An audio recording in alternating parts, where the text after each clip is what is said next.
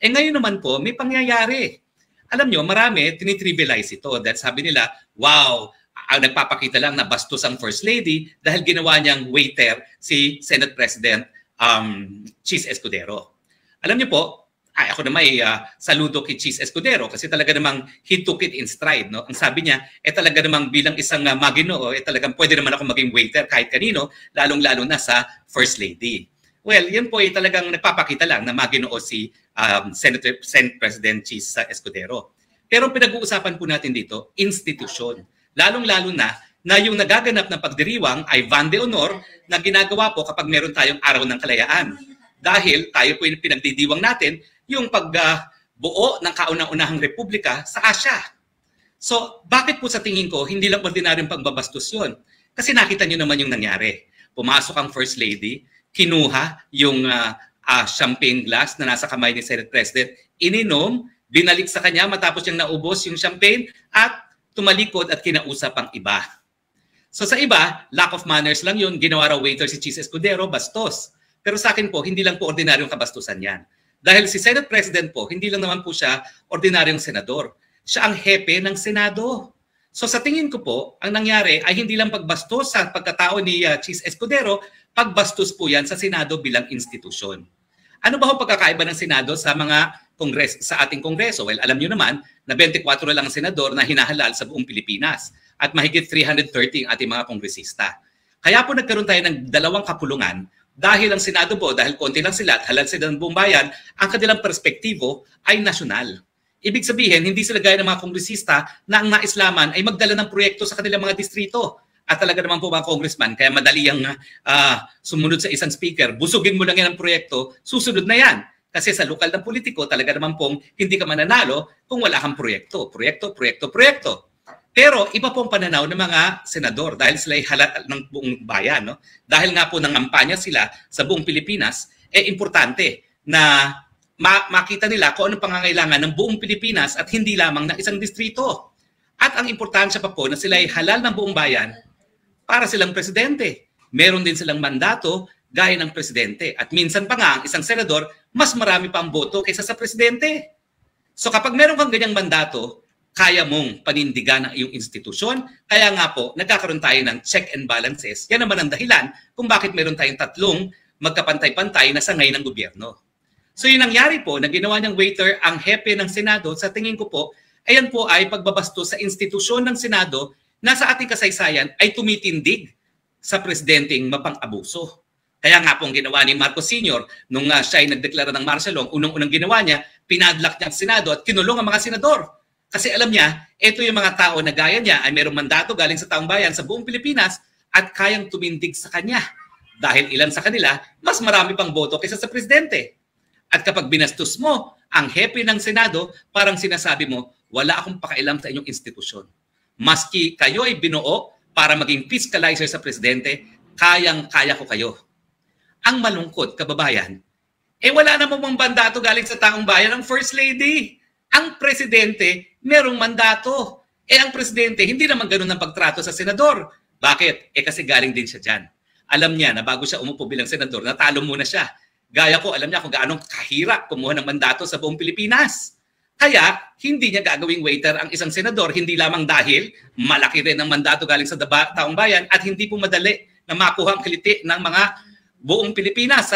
Sa katunayan, oo, kinakailangan sikat ka, pero minsan hindi rin sapat ang pagiging sikat. Naalala niyo si Alma Moreno, sikat naman yan, pero hindi rin nanalo. No? At marami rin mga artista. Si dating Mayor of Manila na tumakbo ng presidente o artista, hindi naman garantiya ang kasikatan para manalo sa senador. Pero ang importante po talaga yung pagrespeto sa institusyon na ibinuo yan para nga hindi maging mapang-abuso ang ibang sangay ng gobyerno, lalong-lalo na ang presidente, na although in theory, kapantay lamang ng hudikatura at ng legislatura, in reality, pinakamakapangyarihan. Nandiyan na nga yung realidad na pinakamakapangyarihan ka, tapos ang esposo mo ay hindi pa bibigyan ng respeto ang kanyang kapareho o kapantay na sangay ng gobyerno. So ang mensahe sa tingin ko doon sa nangyari na pag-agaw ng inumin ay wala akong pakialam sa inyong mga senador. Kahit sa tingin nyo na kaya nyo kaming ito'y nanggaling talagang nagpapatakbo ng gobyerno. Kaya naman sa tingin ko, malakas ang loob niya na gawin yun sa institusyon. Dahil alam niya, pinakamalakas pa rin ang presidente at siya ang gumagana at gumagampan ng mga kapangyarihan ng presidente. Now, sumagot po si First Lady. Ang sabi niya talagang close lang sila ni Senate President dahil magkaibigan man sila mula law school pa. Naku po, ako'y ka-eskwela po ni Senate President Cheese Escudero. Sa UPIS po kami nag-high school.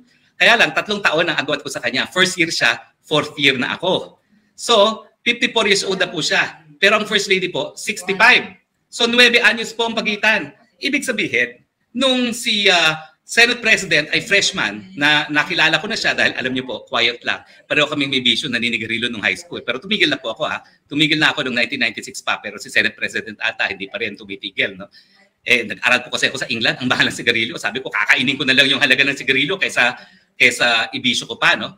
Pero nung first year siya, dahil 9 years ang difference nila, nasa law school na po. Pag-graduate na si Lisa Araneta Marcos. Ganun po kalaki na agwat nila. Paano naman sila magiging kaibigan sa law school? Unang-una, hindi naman sila nag-aral sa kaparehong law school. Si Senate President po ay ka-eskwela ko sa UP all the way. Mantakin nyo, high school pa lang, UP na kami. Dahil ang tatay niya ay professor ng veterinary medicine sa UP. At si First Lady Lisa naman po ay Ateneo. So talagang wala po silang pagkakataon na maging magtagpo sa law school dahil napakalaki ng agwat sa edad at iba pang eskwelahan. Siyempre po, nagsama naman po si Presidente BBPM at si Senator Cheese Escudero sa Senado ng 6 na taon. At siguro naman po, aktibo nga si Madam Lisa bilang Senate spouses, no? Bilang isang Senate spouse. Pero hindi po yung dahilan na maging, kumbaga, napaka-presko, lalo na ngayon na Senate President na si Senate President Escudero. Hindi ko po talaga sinisisi ang pagiging maginoo ni Senate President Cheese Escudero. Pero siguro dapat din paalalahanin siya na hindi na siya si Cheese Escudero lang. Siya pong pinuno ng Senado, siya ang tumatayong simbolo ng Senado na alam po natin ay importante para magkaroon tayo ng demokrasya dahil sa panahon ng diktadura ng panahon ni Marcos Sr., ang Senado po talaga ang naging pinakamalaking hadlang sa diktadurya. Umani naman ito ng iba't ibang reaksyon mula sa ating mga netizens. Ayon kay Norma Soriano, very correct kayo dyan, Attorney Roque. Talagang talamak na talaga ang gobyernong ito. Pahayag naman ni Nelly Sano, ang ginawa ng First Lady ay hindi araw ng kalayaan kundi araw ng inuman. At ito naman ang saloobin mula sa ating kababayan na si Walter Marte, ng aagaw ng pwesto. Hindi naman ibinoto ng sambayan ng Pilipino. Mga kababayan, feel free to comment below para maglabas ng saloobin sa balitang ito.